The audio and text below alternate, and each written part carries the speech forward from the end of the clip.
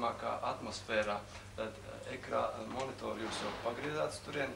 Šeit jums būtu austiņas un arī mikrofoniši, kur jūs varētu sarunāties vai tad paklausīties to, ko jūs tur skatāties, lai neviens cits nedzird. Jā, tas būtu mums tāds jau dāvaniņa. Jā, veiksmīgi.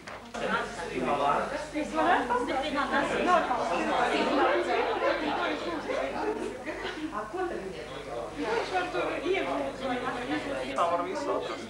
Tā ir miskasta, ļoti daudz labas lietas atrast. Bet uzreiz gribu uzsvērt tieši miskasta. Ir arī ļoti daudz lietas, kas mums nebūtu vajadzīgas. Bet tāpēc tā ir laba lieta. Cits sevišķis, protams, gribētu tas tiešām atmaksājas. Ko vēl par internetu?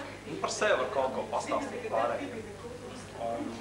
Tur vienmēr jāmpolās tā pastāstīt, lai citiem būtu interesanti. Paskatieties, palasīt par citu. Tiešām interesanti. Ja mana mājaslapa nebūs interesanta, tad uz viņu nenāks un neskatīsies. Ja viņā tur nebūs aktuāla informācija, tad tā arī viņā neviens neieskatīsies un nav jēgas tāpēc. Palīgs mācībās. Es apsiet internetu gribētu salīdzināt ar lielu universālu veikalu. Tāpēc, kad es viņā ieeju, it kā viss var atrast. Bet jautājums, kurā vietā un cik ilgi man prasa laiks to visu sameklēt.